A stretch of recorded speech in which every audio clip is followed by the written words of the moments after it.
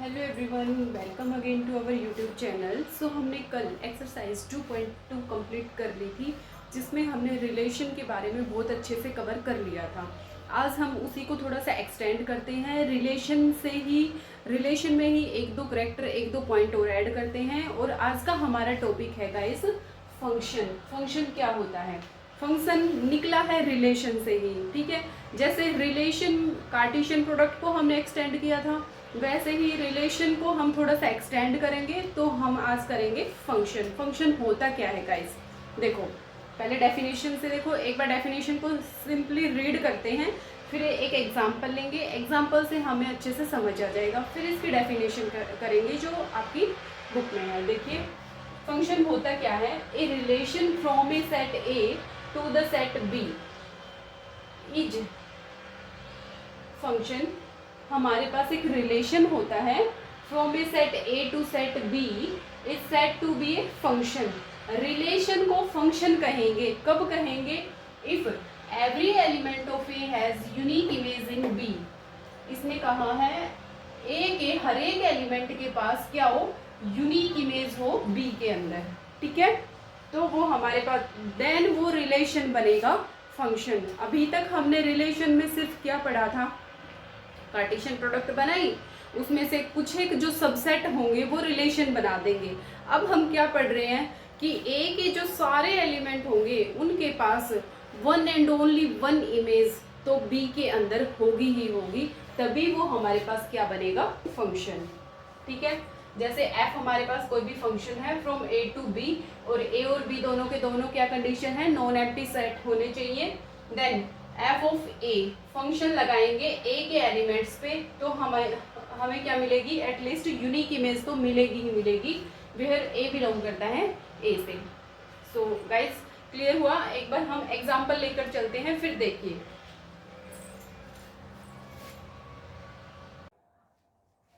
देखिए गाइस, हम एक एग्जांपल लेकर चलते हैं अपनी डेली लाइफ से रिलेटेड, जिससे आपका जो फंक्शन का टॉपिक है वो अच्छे से क्लियर हो जाएगा। फिर हम एक मैथमेटिक्स से रिलेटेड एक एग्जांपल ले लेंगे, आपको क्लियर हो जाएगा। सो देखिए, हमारे पास फंक्शन कोई भी एक नॉन एम्प्टी सेट से दूसरे नॉन एम्प्टी सेट पे होता है।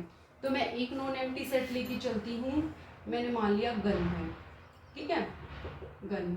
दूसरा, गन से अगर हम फायरिंग करते हैं तो गन के अंदर जो गोलियां होती हैं वो कहीं ना कहीं तो जाके हिट करती हैं अपने टारगेट पॉइंट पे।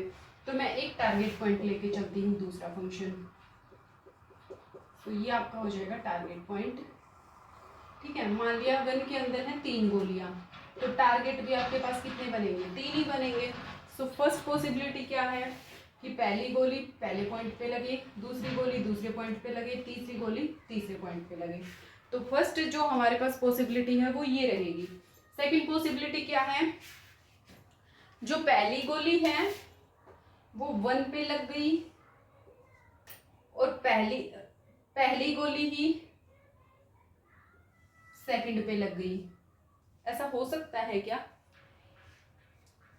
बताइए। जो आपकी एक गोली क्या 2 पॉइंट पे हिट कर सकती है? नहीं कर सकती। हाँ, ऐसी पॉसिबिलिटी हो सकती है कि 1 भी जाके 1 पे टारगेट पॉइंट हो उसका, और 2 का भी टारगेट पॉइंट 1 हो, ऐसा हो सकता है। लेकिन एक गोली के 2 टारगेट पॉइंट नहीं हो सकते, एक गोली 2 पॉइंट पे हिट नहीं कर सकती, देन हमारा ये फंक्शन नहीं होगा, ठीक है। ये बात हुई क्लियर? सेकंड देखो, हमारे पास ये हो सकता है कि जो फर्स्ट पहली गोली है जाके 1 पे टकराए, और दूसरी गोली है वो जाके 2 पे टकराए, और दूसरी वाली गोली है वो जाके 1 पे भी टकरा जाए, ठीक है। पहली वाली गोली 1 पे टकराई थी, दूसरी भी जाके 1 पे टकरा जाए, ये पॉसिबिलिटी है। तीसरी भी जाके 1 पे हिट कर जाए, वो भी पॉसिबिलिटी है, तब भी ये एक फंक्शन होगा। ऐसा हमारे जनरली ऐसा हो सकता है ना, या तो गोली एक पॉइंट पे जाके हिट करेगी, या फिर 2 गोली एक पॉइंट पे कर सकती हैं, 3 गोली भी एक पॉइंट पे कर सकती है, जितनी भी गोलियां हैं वो सारी एक पॉइंट पे भी हिट कर सकती हैं। लेकिन ऐसा नहीं हो सकता कि एक गोली जा करके 2 पॉइंट पे हिट कर जाए, तब वो ये ऐसा पॉसिबल है ही नहीं, तो जो पॉसिबल ही नहीं है तो वो फंक्शन भी नहीं बनेगा। ठीक है, ये बात क्लियर हुई। लास्ट हमारे पास क्या है, जितनी भी गोलियां हैं उनका टारगेट पॉइंट कहीं ना कहीं वो टकराएंगी, चाहे वो गन से निकल कर नीचे ही पड़ जाए तो भी वो नीचे भी कहीं ना कहीं तो हिट करेगी। ठीक है, तो हर एक गोली की इमेज हमें मिलेगी कहीं ना कहीं, ये नहीं है कि हमें उसकी इमेज ना मिले, तो हर एक पॉइंट का की इमेज हमें मिलेगी। सो ये आपका क्लियर हुआ इस एग्जाम्पल से। तो अब आ जाते हैं हम क्वेश्चन की तरफ। क्वेश्चन देखिए, क्वेश्चन को देख करके हमें ये बताना है कि ये फंक्शन है या नहीं है, इसकी डोमेन क्या है, इसकी रेंज क्या है, इसकी कोडोमेन क्या है, ये सब हमें पता करनी है। तो कोडोमेन और डोमेन और रेंज ये तो हम रिलेशन वाले टॉपिक में भी हमने अच्छे से कर लिया था। रिलेशन जो हमने बनाया था कार्टेशियन प्रोडक्ट के सबसेट से जो रिलेशन बना था, रिलेशन में जो फर्स्ट एलिमेंट था वो हमारे पास था डोमेन के पॉइंट थे, और जो उसके रिलेशन के जो सेकंड पॉइंट थे वो हमारे पास रेंज के एलिमेंट थे। और पूरा का पूरा जो बी सेट था जहाँ पे हमने रिलेशन ए टू बी अगर ड्रॉ किया है तो बी पूरा का पूरा सेट किस में आता है, कोडोमेन में। क्लियर था कल के लिए? कल वाला जो भी हमने किया था, कल वाली वीडियो में जितना भी हमने पढ़ाया था वो सब आपका अच्छे से क्लियर हो गया होगा। तो उसी में हमने डोमेन, कोडोमेन, रेंज ये सब पढ़े थे। सो आज देखो कंटिन्यू करते हैं। सो आज फंक्शन में डोमेन, कोडोमेन, रेंज हम कैसे निकालेंगे, कैसे फाइंड आउट करेंगे, ये देखो एक एग्जांपल है हमारे पास।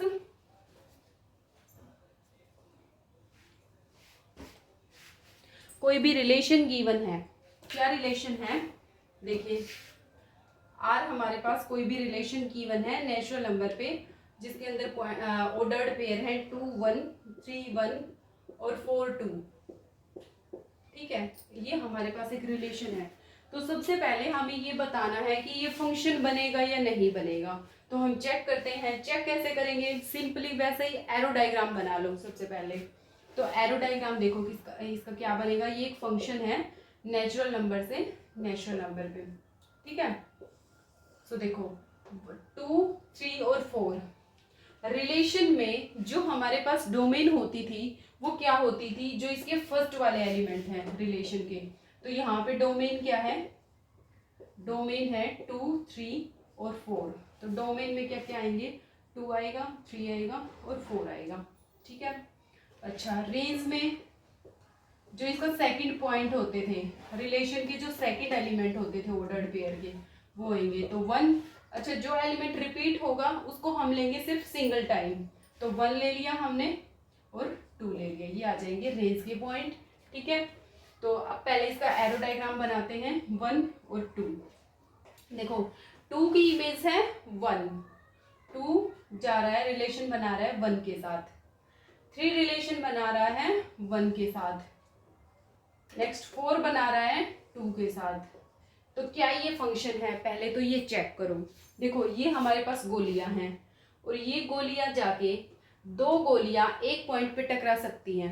ठीक है ये बात, और यहाँ पे सिंगल गोली सिंगल पे टकरा रही है, ये भी ठीक बात है।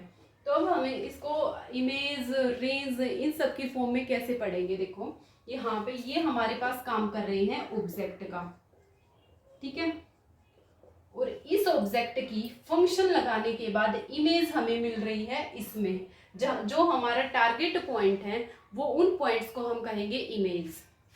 देखो यहाँ पे हमने फंक्शन लगाया पहले 2 पे, तो हमारे पास इमेज क्या मिली, ये इनपुट है ये आउटपुट है, ये ऑब्जेक्ट का काम कर रही है ये इमेज का काम कर रही है। तो पहले हमें फंक्शन 2 पे लगाया तो हमें इमेज मिल गई 1। फिर हमने फंक्शन लगाया 3 पे तो भी हमें इमेज मिली 1। फिर हमने फंक्शन लगाया है 4 पे तो इमेज हमारे पास आई है 2। ठीक है, तो हमारे पास इमेज कह लो चाहे रेंज कह लो, ठीक है, इमेज भी एक ही बात है और रेंज भी एक ही बात है। रेंज के अंदर कौन कौन है, 1 और 2। अच्छा यहाँ पे 1 जो है वो इमेज का काम कर रही है 2 की और 3 की, और जो 2 है वो प्री इमेज का काम करेगी 1 का। ठीक है, यहाँ पे देखो यहाँ पे हम कहेंगे हमने फंक्शन लगाया 2 पे तो हमें मिला 1, तो 1 is a image of 2, 1 is a image of 2 and 2 is the pre image of 1। 2 जो होगी वो हमारे पास प्री इमेज होगी 1 की, 3 जो होगी वो भी प्री इमेज होगी 1 की, और 4 जो है वो प्री इमेज है 2 की, और हेयर 2 इज इमेज ऑफ 4। सो ये आपका क्लियर हुआ। ओके, तो ये हमारे पास फंक्शन बनेगा। एक एग्जांपल लेके चलते हैं जो फंक्शन नहीं बनेगा, वो हमें देखना है। ये देखिए आप,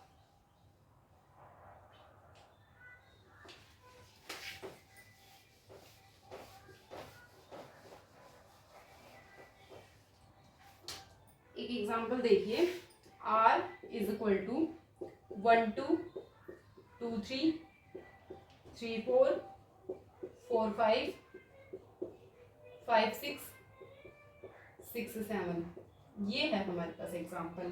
तो इसमें हमें चेक करना है कि ये रिलेशन बना रहा है या नहीं बना रहा है। ठीक है, तो देखिए सबसे पहले एरो डायग्राम बना लेते हैं। एफ हमारे पास कोई भी फंक्शन है नेचुरल नंबर से नेचुरल नंबर पे। ठीक है, सो बनाओ। इसके अंदर एलिमेंट है, देखो इसके अंदर कौन कौन से एलिमेंट, जो फर्स्ट वाले एलिमेंट है वो फर्स्ट वाले सेट में आएंगे, जो सेकंड वाले एलिमेंट है वो सेकंड सेट में आएंगे। ठीक है, तो जो एलिमेंट रिपीट हो रहे हैं उनको सिर्फ सिंगल टाइम लेंगे। तो 1 1 2 3 4 5 और 6, 1 2 3 4 5 6 ये आ गए।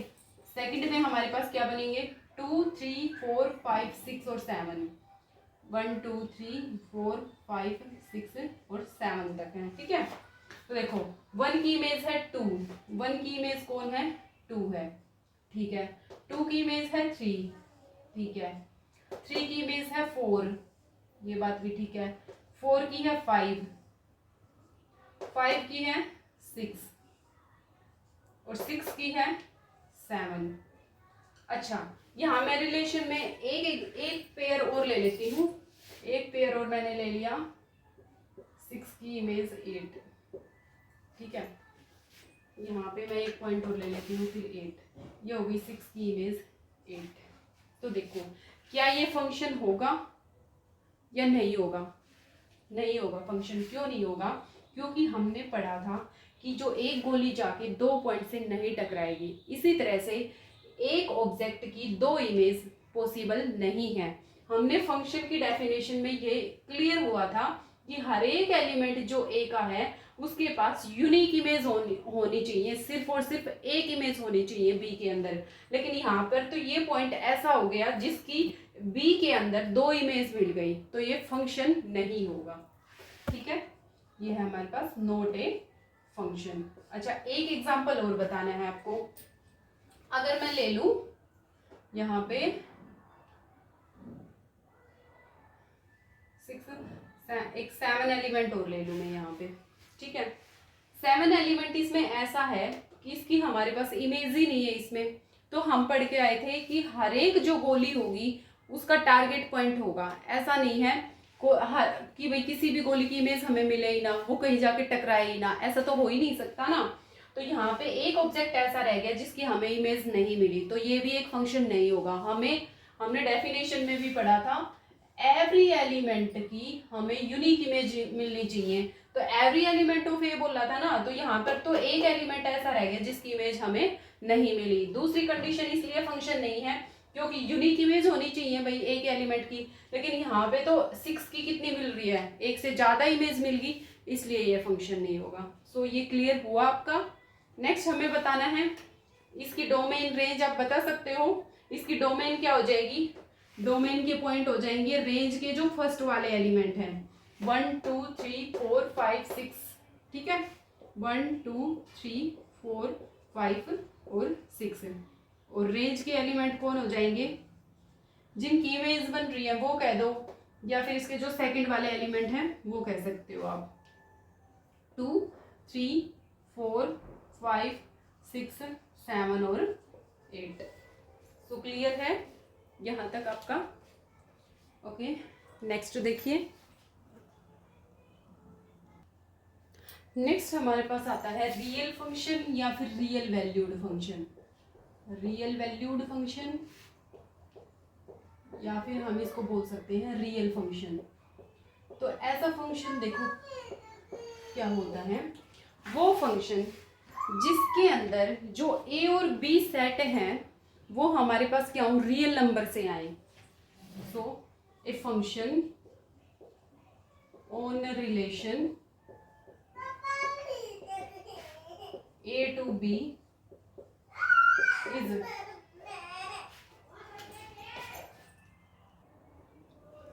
ये फंक्शन रियल वैल्यूड फंक्शन कब होगा, जब ए जो है वो भी सबसेट हो रियल नंबर का, या फिर जो हमारे पास बी है वो भी सबसेट हो रियल नंबर का। ठीक है, then function is said to B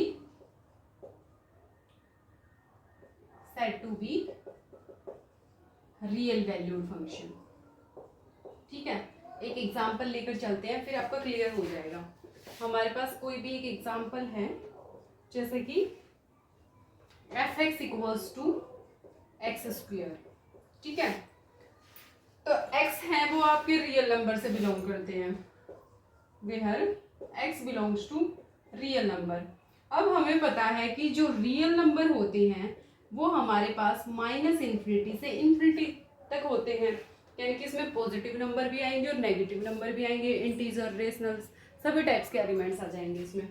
सो देखो, अगर मैं x की वैल्यू 1 पुट करती हूँ तो y की वैल्यू क्या आएगी 1, x की वैल्यू मैं 2 पुट करती हूँ, y की वैल्यू आएगी 4, x की वैल्यू 3 पुट करती हूँ, y की वैल्यू कितनी आएगी 9, x की वैल्यू 4 पुट करती हूँ तो कितनी आ जाएगी 16, अप टू सो ऑन। यहाँ पे देखो, जो हमारे पास डोमेन है हमारी, उसमें भी सारे के सारे रियल नंबर हैं, और जो रेंज है हमारी उसमें भी सारे के सारे रियल नंबर हैं। तो वो फंक्शन जिसमें या तो डोमेन रियल नंबर में हो, या फिर रेंज है वो रियल नंबर में हो, या फिर वो सबसेट हो रियल नंबर का, तो उस फंक्शन को हम कहते हैं रियल फंक्शन या फिर रियल वैल्यूड फंक्शन। सो ये क्लियर हुआ आपका? ओके, नेक्स्ट बढ़ते हैं।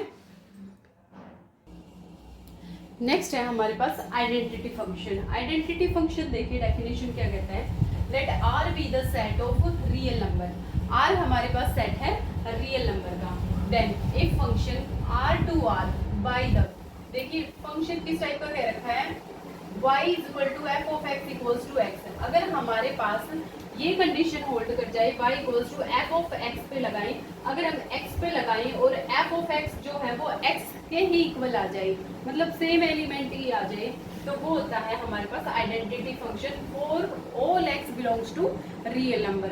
x की हर एक वैल्यू के लिए जो वैल्यू हम x पे लगाते हैं वही हमें y की इमेज मिल जाए, तो वो होता है हमारे पास आइडेंटिटी फंक्शन। देखिए फंक्शन क्या है, y is equal to F of X equals to X. मैं मान के, हमें सारे के सारे रियल नंबर लेने हैं, तो रियल नंबर की जो डोमेन होगी हमारे पास, रियल नंबर कहाँ से कहाँ तक होते हैं, माइनस इन्फिनिटी से इन्फिनिटी तक होते हैं, और रेंज का हमें पता नहीं, रेंज हम इसमें वैल्यूज पुट करेंगे तब हमें पता चलेगा। तो देखो मैंने x की वैल्यू करी 1 पुट, ठीक है, तो f ऑफ x, y की वैल्यू क्या आ जाएगी, y is equal to, y किसके इक्वल है, f ऑफ x के इक्वल, और f ऑफ x किसके इक्वल है फंक्शन में, x के ही इक्वल। तो जब मैंने f1 पे लगाया तो कितना आ जाएगा, 1 ही आ जाएगा, y की वैल्यू कितनी आ जाएगी, 1 आ जाएगी।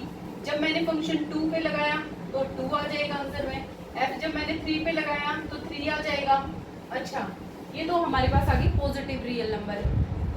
रियल नंबर नेगेटिव भी होते हैं, तो मैं नेगेटिव पे अप्लाई करती हूँ, तो f -1 पे लगाया तो आंसर में -1 मिल जाएगा, -2 पे लगाया -2 मिल गया, -3 पे लगाया तो -3 ही मिल गया। ठीक है, तो देखो यहाँ से हमारे पास इमेजेस में भी क्या मिल गया, अगर मैं माइनस वाले नंबर लेती हूँ तो सेम वही नंबर आ जाते हैं, और प्लस वाले नंबर लेती हूँ तो सेम वही नंबर आ जाते हैं। सो इसकी इमेज यानी कि जो रेंज है उसमें भी एलिमेंट क्या आएंगे, फिर माइनस इन्फिनिटी से इन्फिनिटी आएंगे, क्योंकि जो नंबर आप पुट करोगे हमें आंसर में वही नंबर मिल रहा है, और हमें पता है कि जो हमारे डोमेन है वो रियल नंबर पे है, और रियल नंबर क्या होते हैं, माइनस इन्फिनिटी से इन्फिनिटी होते हैं, तो डोमेन जो होगी वही रेंज हो जाएगी आपकी। ठीक है, ये क्लियर हुआ डोमेन और रेंज कैसे आई रियल नंबर की, ये वाली। अब इसका डायग्राम प्लॉट करते हैं, हम ग्राफ प्लॉट करते हैं। देखिए ग्राफ में देखो, देखिए अगर मैं इसका डायग्राम भी बनाऊं एरो डायग्राम तो कैसे बनेगा, देखो ये है फंक्शन हमारे पास रियल नंबर से रियल नंबर पे ही। अगर मैंने पहले 1 2 3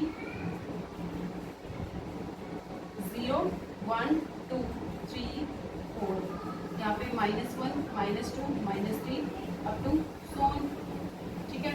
सिमिलरली 0 1 2 3 4 अप टू सोन यहाँ पे -1 आ जाएंगे। देखो डायग्राम में देखिए, जब मैंने फंक्शन 1 पे लगाया है तो आंसर में क्या मिला 1। 1 की इमेज में हमें 1 ही मिल रहा है। -1 की -1 मिलेगी, 2 की -2 मिलेगी, ठीक है। सेम फंक्शन हमें वही मिल रहा है। तो देखो डायग्राम प्लॉट करो, ग्राफ प्लॉट करो इसका। ये हमारे पास है एक्स एक्सिस, ये हमारे पास है वाई एक्सिस। ये 1 2 3 4 5 6, ठीक है। इधर भी y के पॉजिटिव होते हैं 2 3 4 5 6 7।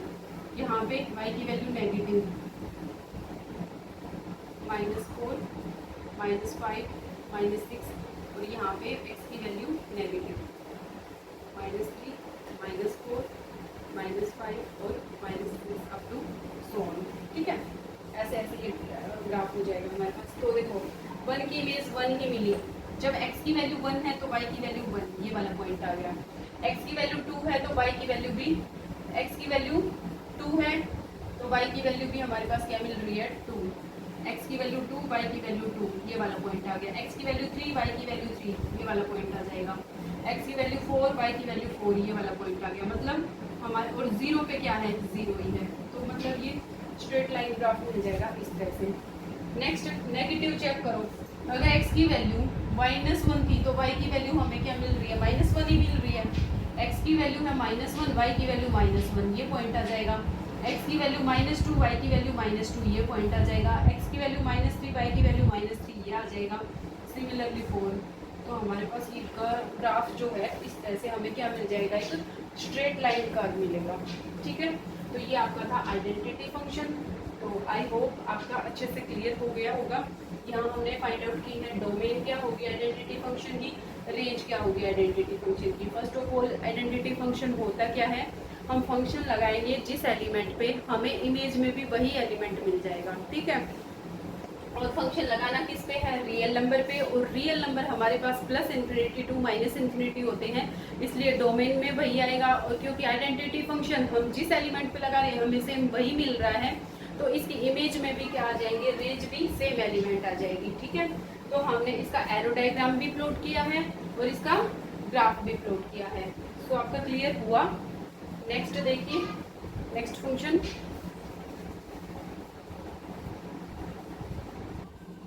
देखिए। नेक्स्ट हमारे पास है कांस्टेंट फंक्शन। कांस्टेंट फंक्शन क्या होता है, कोई भी हमारे पास एक फंक्शन है f(r)(r) y कैसे दे रखा है, y के अंदर जो एलिमेंट आएंगे वो किस टाइप के आएंगे, वो एक कांस्टेंट के इक्वल आएंगे। आप x की वैल्यू रियल नंबर में से कुछ भी पुट करते रहो -∞ टू ∞, तो आपके पास आंसर में y की वैल्यू c ही मिल रही है। तो वो आपके पास क्या होता है, एक कांस्टेंट फंक्शन होता है, ठीक है, जहाँ पे c एक क्या है, कांस्टेंट है। देखो अब हम एग्जाम्पल के थ्रू कर लेते हैं। इसने कहा है, पहले इसका डायग्राम प्लॉट करते हैं, हम एरो डायग्राम बनाते हैं। पहले हम इसका छोटा बना लेते हैं ताकि डायग्राम ग्राफ भी आ जाए आपका। देखो ये है एक फंक्शन, ये है फंक्शन हमारे पास r से r, मतलब रियल नंबर से और रियल नंबर पे ही है, ठीक है। तो r की वैल्यू आप पॉजिटिव भी पुट करोगे, नेगेटिव भी पुट करोगे। मैंने 1 पुट की, 2 पुट की, 3 पुट की, 4 पुट की, ठीक है। इधर मैंने -1 पुट किया, -2 पुट किया, -3 पुट किया। तो आपको आपके पास आंसर में क्या मिल रहा है, आपको एक कांस्टेंट मिल रहा है। वो कांस्टेंट मैं उठा लेती हूँ, कोई भी कुछ भी है, 3 है मान लिया, ठीक है। और आपके रेंज में और भी वैल्यूज वो भी आती हैं 1 2 3 4 5, और यहाँ -3 -2 -3 -4। इसने कहा है एक कांस्टेंट मिलेगा कुछ भी, मैंने वो कांस्टेंट मान लिया 3 है। अगर मैं x की वैल्यू 1 पुट कर देती हूँ, अगर फंक्शन के अंदर मैं 1 पुट कर लूँ तो भी मान लिया आंसर में 3 मिल रहा है, हमें कोई भी कांस्टेंट 3 मिल रहा है। 2 पुट कर रही हूँ तो भी 3 मिल रहा है, -1 पुट कर रही हूँ तो भी 3 मिल रहा है, -2 पुट कर रही हूँ तो भी 3 मिल रहा है, -3 पुट कर रही हूँ तो भी 3 मिल रहा है। ठीक है, कांस्टेंट का मतलब ये है, आप x की वैल्यू -∞ से लेकर ∞ तक कुछ भी पुट कर लो, आपको आंसर में वो कांस्टेंट ही मिल रहा है, तो वो होता है कांस्टेंट फंक्शन। अब इसका हम डायग्राम प्लॉट करते हैं। देखो इसका मतलब ये है हमें सिर्फ, और ऐसा तो फंक्शन में पॉसिबल है ना, कई पॉइंट की एक इमेज हो सकती है। अब इसका हम डायग्राम ग्राफ प्लॉट करते हैं। ग्राफ को देखो, इधर आपके पास x की वैल्यू क्या होती है पॉजिटिव, इधर x की वैल्यू क्या होती है नेगेटिव, इधर y की वैल्यू क्या होती है पॉजिटिव। तो देखो यहाँ पे मान लिया 1 2 3 4, यहाँ पे -1 -2 -3 -4 1 2 3 4 अप टू। तो इसने कहा है अगर 1 पुट कर रही हूँ x की वैल्यू तो y की वैल्यू आ रही है 3, 1 पुट कर रही हूँ तो y की वैल्यू 3, ये पॉइंट आ गया।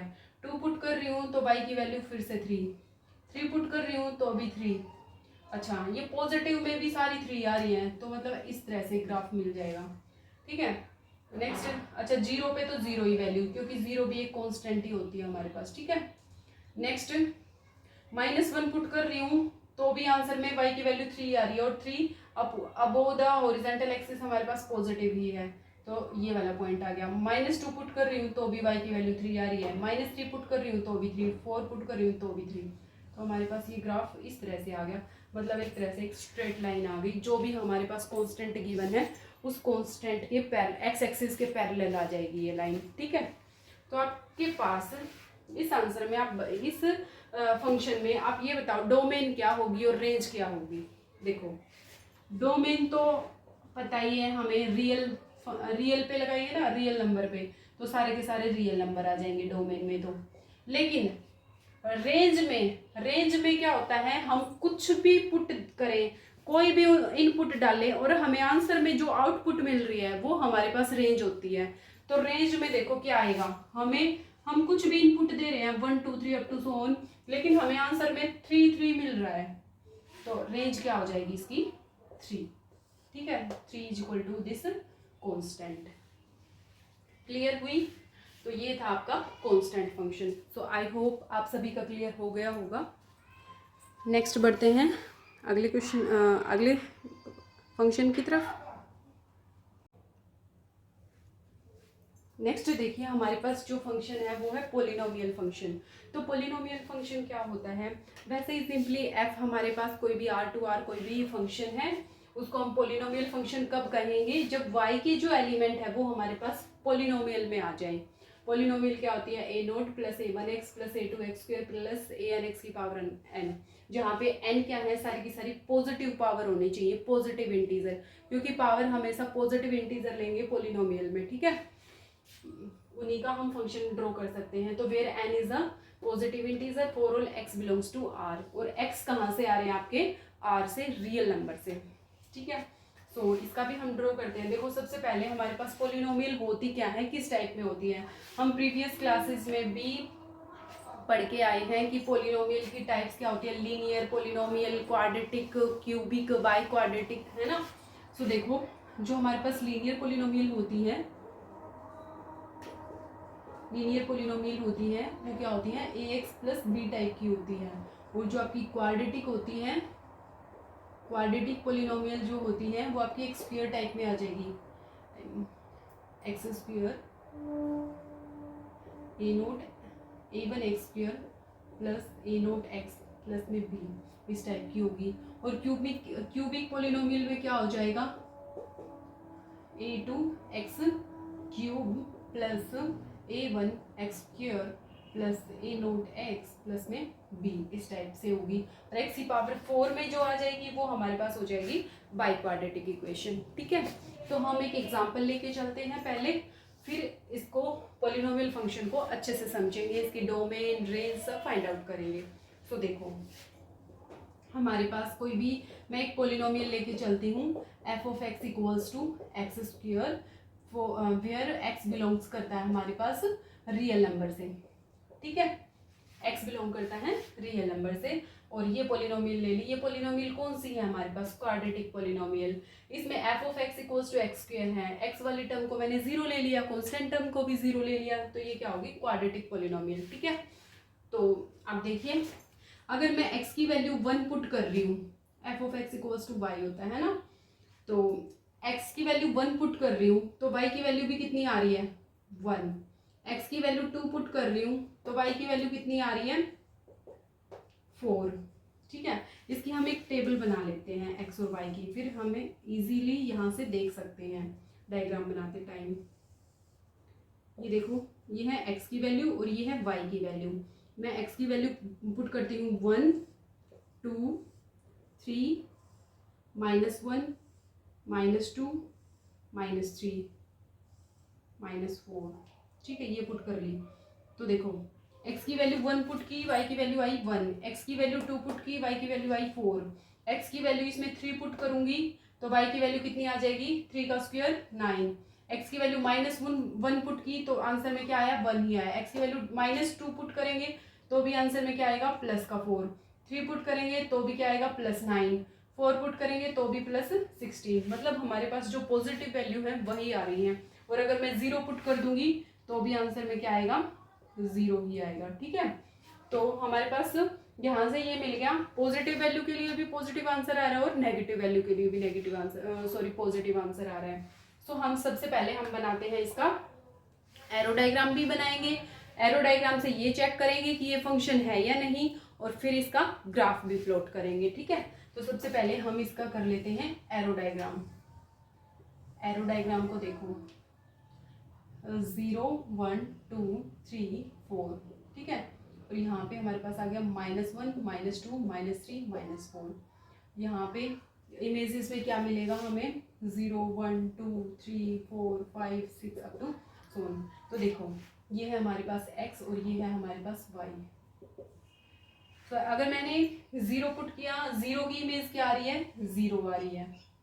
अच्छा, 1 की इमेज क्या आ रही है, 1 आ रही है। 1 की 1, 2 की 4, 2 की इमेज 4, 2 की इमेज है 4, और 3 की इमेज 9, 3 की इमेज क्या है, 9, 9 यहाँ आ जाएगा आपका। ठीक है, नेक्स्ट -1 की इमेज 1, -1 की इमेज 1, -2 की इमेज 4, -3 की इमेज 9।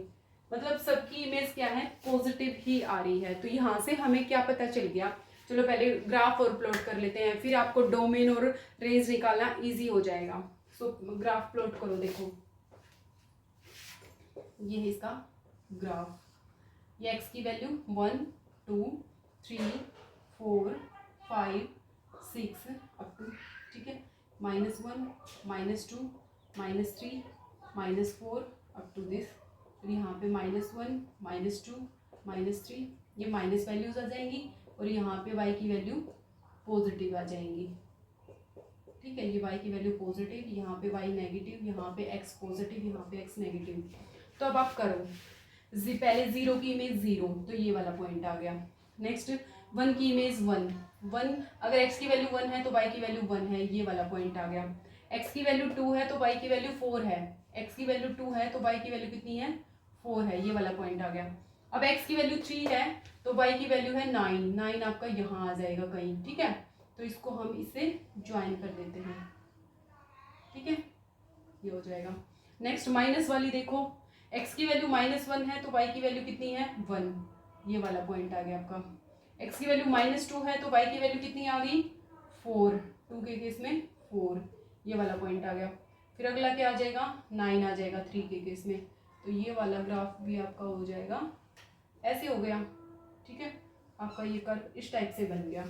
तो देखो यहाँ से डोमेन और रेंज बता सकते हो। डोमेन का मतलब x की वैल्यू, रेंज का मतलब y की वैल्यू। तो देखो डोमेन तो आपकी हो गई, x की वैल्यू कहाँ से कहाँ तक है, x की वैल्यू पॉजिटिव भी ले रहे हैं नेगेटिव भी ले रहे हैं, तो -∞ से इन्फिनिटी हो गई। ठीक है, और रेंज में क्या आया, रेंज में आपकी सिर्फ 0 से लेकर के और जितनी भी पॉजिटिव वैल्यू है सिर्फ वे आ रही है, तो क्या हो जाएगा, 0 से लेकर के और +∞ हो जाएगी इसकी रेंज। सो क्या आपको समझ आया। इसकी डोमेन कैसे निकाली, रेंज कैसे निकाली। देखो रेंज में हम लेते हैं y की एलिमेंट और डोमेन में लेते हैं x के एलिमेंट। तो x की जो वैल्यूज हैं वो रियल नंबर से आ रही हैं। रियल नंबर -∞ से इन्फिनिटी तक होते हैं। यहाँ हमने x की वैल्यू पॉजिटिव भी ली है और नेगेटिव भी ली है, तो इसलिए डोमेन तो होगी -∞ से +∞। और रेंज में हम लेते हैं ओनली y के एलिमेंट। तो y के एलिमेंट देखो y 0 से ऊपर जा रहा है और सारे के सारे पॉजिटिव आ रहे हैं। हम कुछ भी इन्फिनिटी तक कुछ भी वैल्यू पुट करेंगे तो हमें इन्फिनिटी तक सब कुछ पॉजिटिव ही मिलेगा। और 0 से स्टार्ट हो रहा है क्योंकि 0 पे 0 है, इसलिए 0 तो क्लोज ब्रैकेट लेते हैं क्योंकि 0 इंक्लूड है। और अप टू इन्फिनिटी तक हमें नहीं पता कहाँ तक जाएगा, और इन्फिनिटी हमेशा ओपन ब्रेसेस में लेते हैं। सो क्लियर हुआ आपका ये पॉलिनोमियल फंक्शन। ओके, नेक्स्ट बढ़ते हैं अगले फंक्शन में।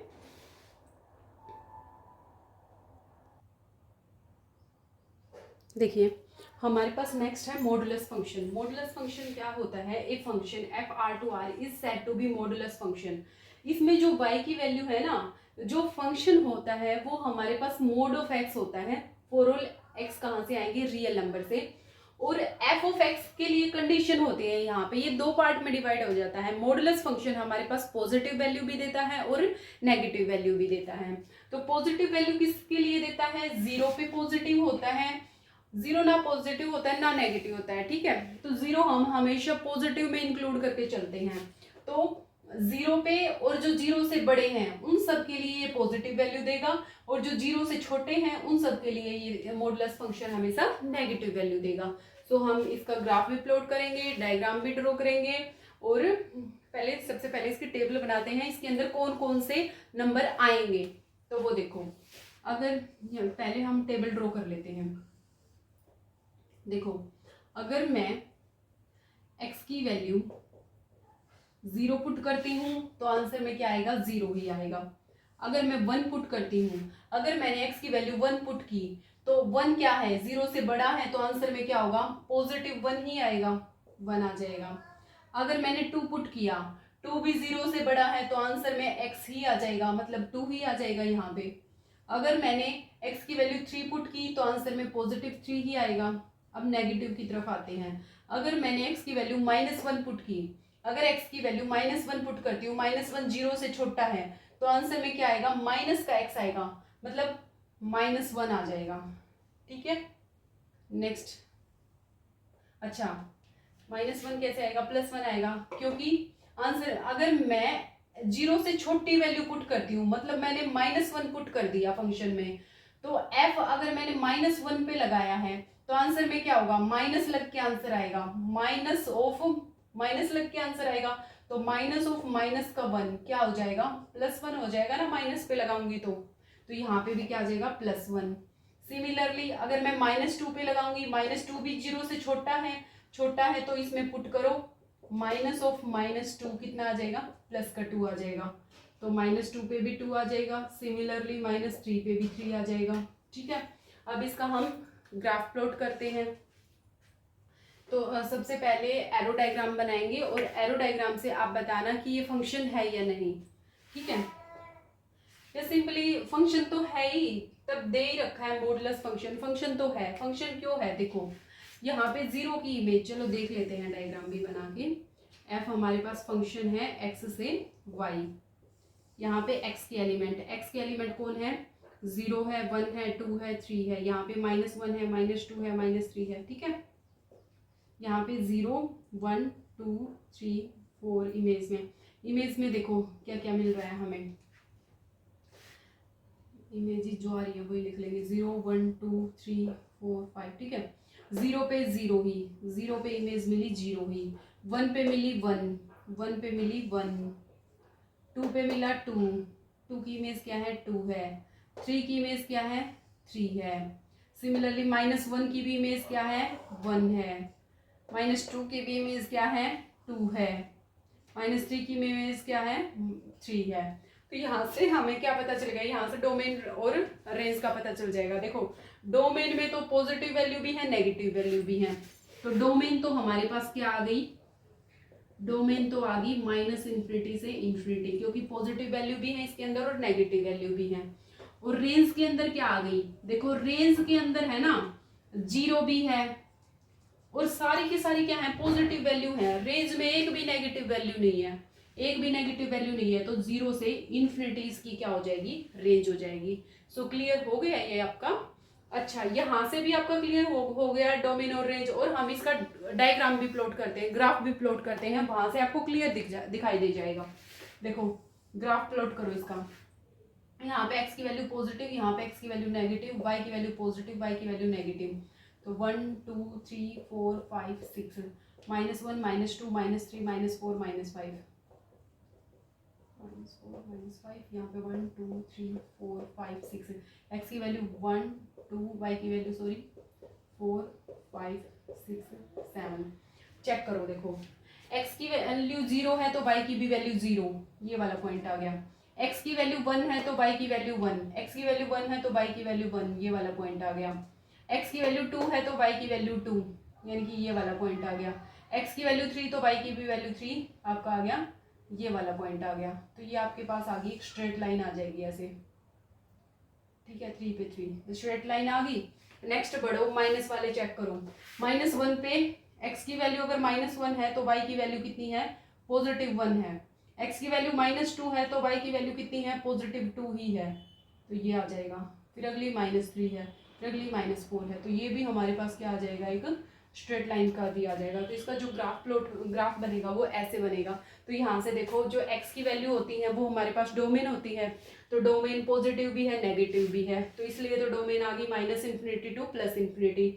और रेंज चेक करो, रेंज होती है y की वैल्यू, y की वैल्यू 0 से स्टार्ट हो रही है और 0 से अबोव आगे तक बढ़ता जाएगा, ये आपका ग्राफ है ना। सो y की वैल्यू 0 से लेकर के और +∞ की साइड जा रहा है, तो 0 से +∞ इसकी हो जाएगी रेंज। सो आई होप आपका अच्छे से क्लियर हो गया होगा। फिर भी अगर किसी को कोई भी प्रॉब्लम रहती है आप कमेंट सेक्शन में कमेंट कर सकते हो। नेक्स्ट बढ़ते हैं अगले फंक्शन में।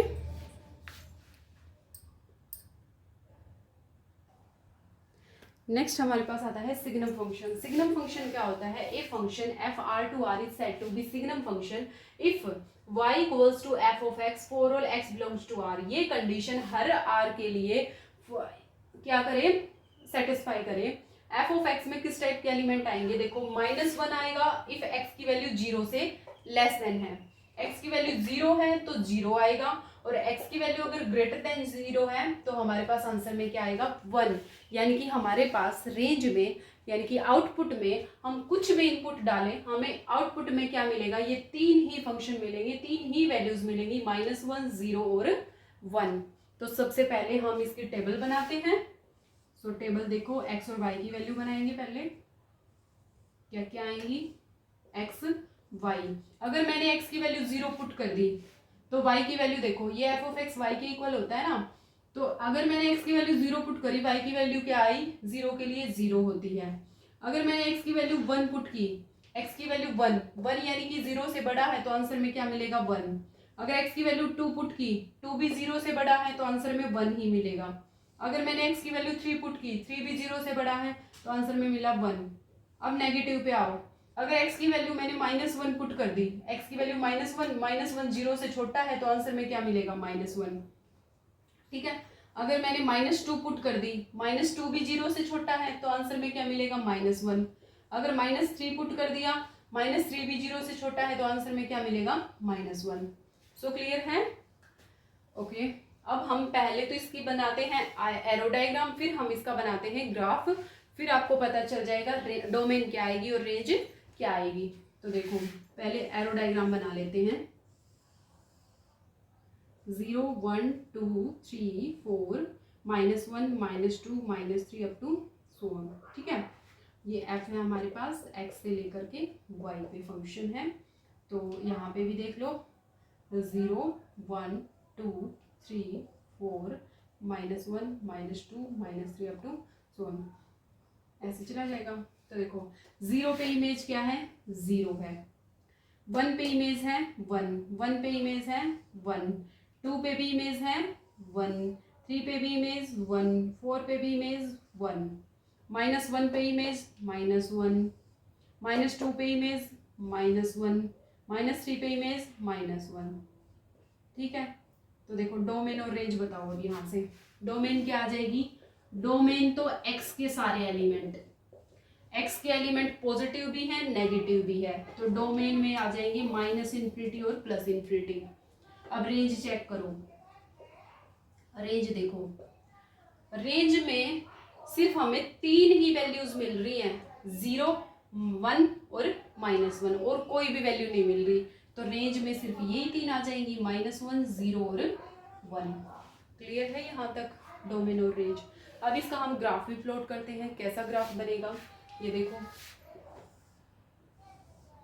एक्स की वैल्यू, यहाँ पे वाई की वैल्यू, 1 2 3 4 5, -1 -2 -3 -4 -5 -1 -2 -3, ठीक है। ये हो जाएंगे यहाँ पे 1, ये है x की वैल्यू 0 है तो y की भी वैल्यू 0, तो 0 0 ये वाला पॉइंट, ठीक है, ये वाला पॉइंट आ जाएगा आपका 0 0। नेक्स्ट x की वैल्यू 1, y की वैल्यू 1, x की वैल्यू 1 है तो y की भी वैल्यू 1, यानी कि ये वाला पॉइंट आ गया। नेक्स्ट x की वैल्यू 2, x की वैल्यू अगर मैंने 2 पुट कर दी तो y की वैल्यू 1 ही है, x की वैल्यू 2 है तो y की वैल्यू 1 ही है, यानी कि ये वाला पॉइंट।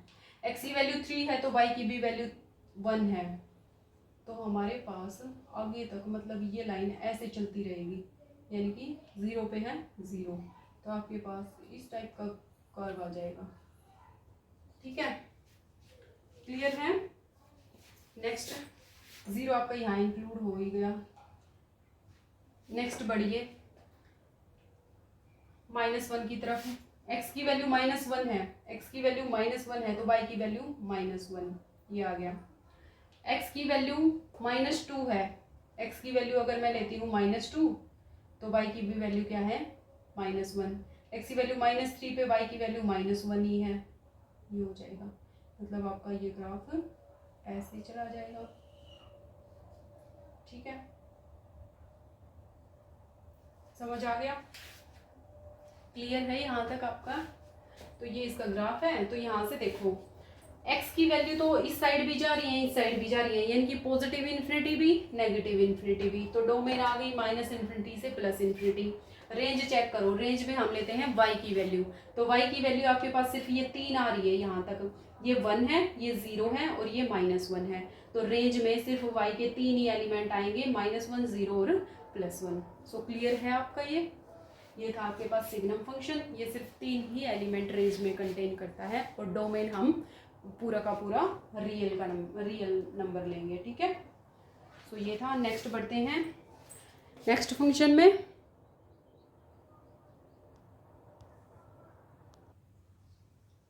सो ये देखिए गाइस, ये हमारे पास है greatest integer function. Next greatest integer function क्या होता है, function R2R is said to be greatest integer function if greatest integer function if y is equal to, y में किस टाइप के एलिमेंट आएंगे, देखो y equals to f of x equals to, ये हमारे पास होती है स्क्वायर ब्रैकेट, x है ना वो स्क्वायर ब्रैकेट में आता है, और इसके जो एलिमेंट है वो कैसे ओपन होते हैं वो मैं आपको बताती हूँ। पहले इसके अंदर देखो, अगर मैंने y दे रखा है f of x equals to greatest integer function, greatest integer function में हमेशा जो लेफ्ट हैंड साइड वाली वैल्यूज होती हैं किसी भी एलिमेंट की, किसी भी नंबर की, यानी कि जो छोटी वाली वैल्यूज होती हैं वो हम लेके चलते हैं।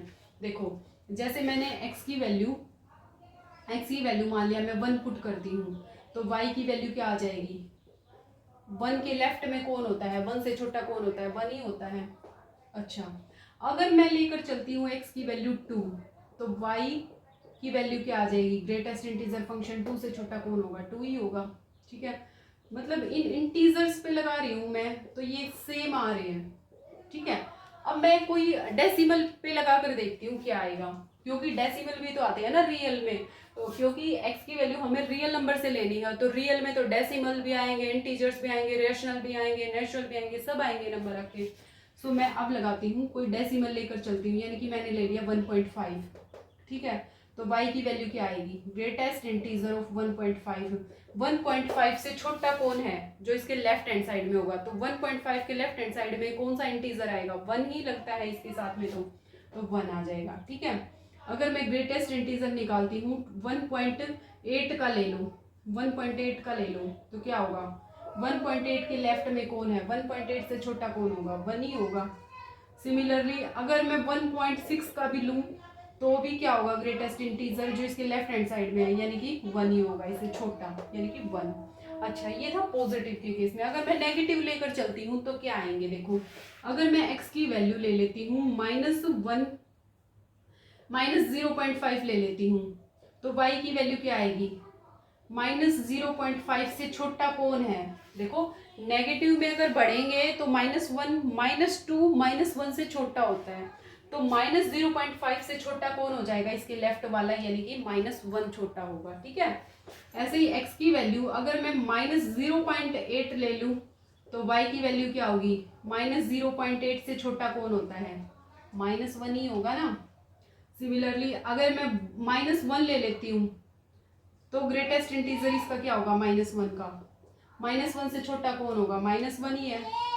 ठीक है, x की वैल्यू अगर -1.5 ले लेती हूँ तो y की वैल्यू क्या हो जाएगी, -1.5, -1 से छोटा कौन होगा, -2।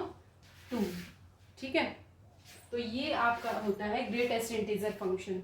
तो पहले हम इसका क्या बनाते हैं, क्या बनाएंगे, सीधा डायग्राम प्लॉट कर देते हैं इसका, उसी से आपको डोमेन भी पता चल जाएगी और रेंज भी पता चल जाएगी। तो देखो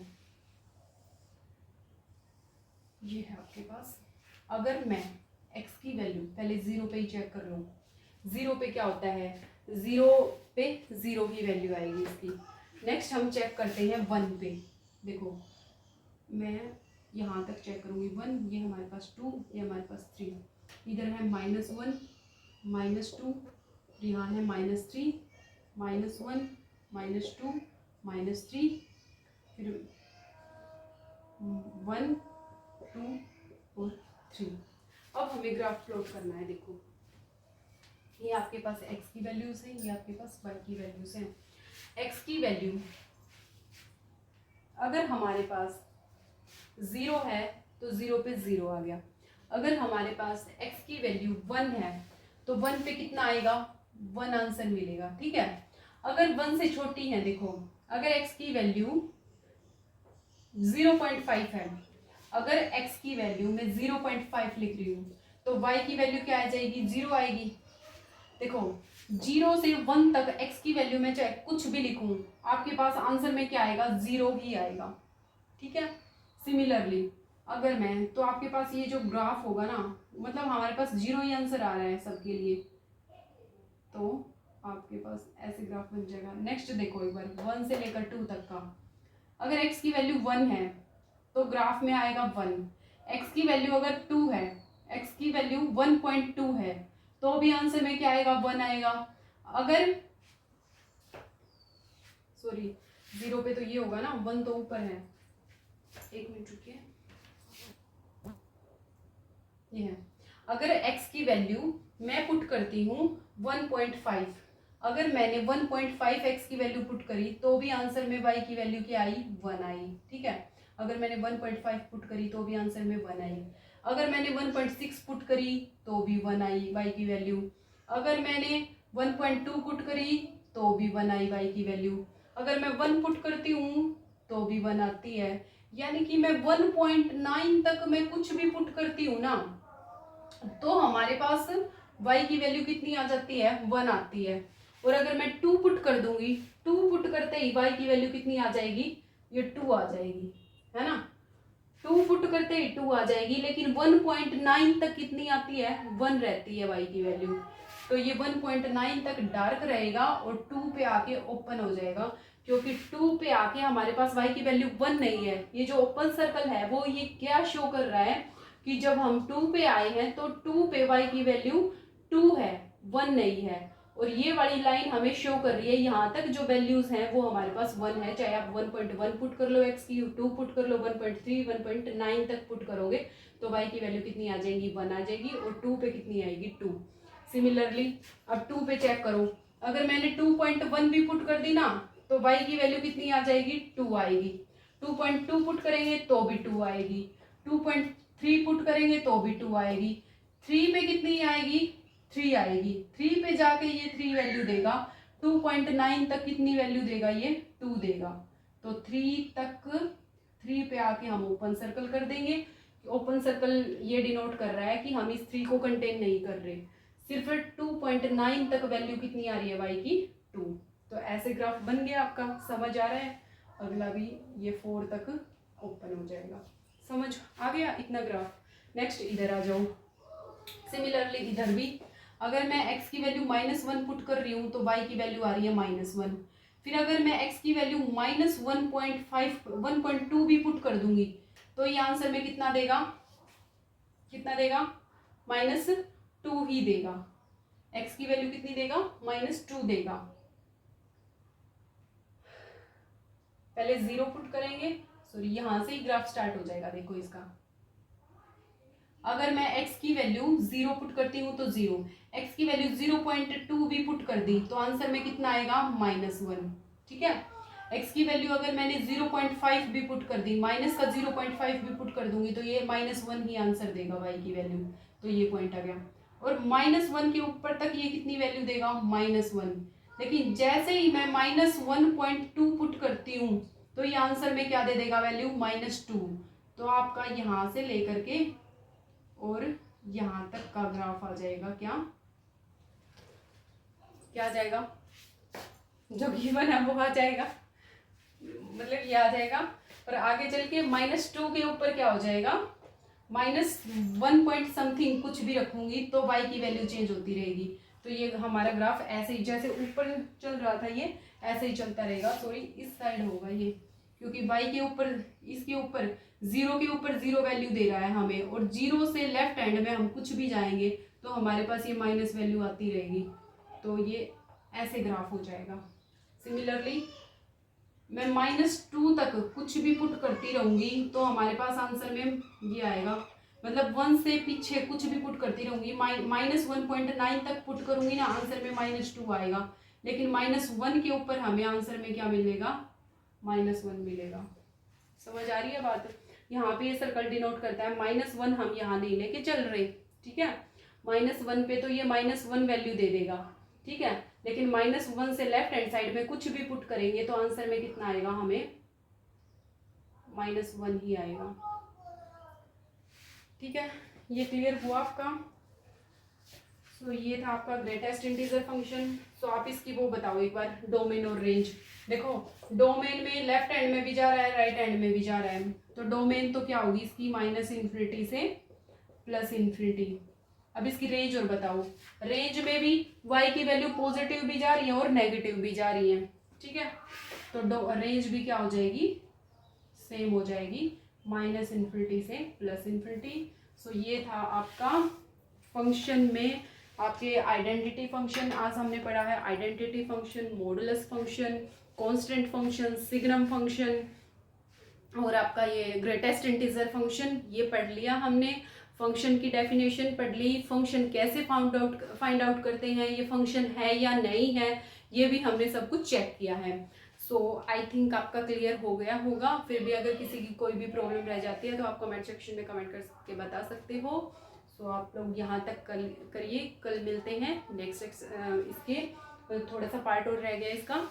सो फर्स्ट पहले वो करते हैं अलजेब्रा ऑफ रियल फंक्शन, उसके बाद हम एक्सरसाइज करते हैं 2.3। सो आप लोग इसे करिए। Thank you.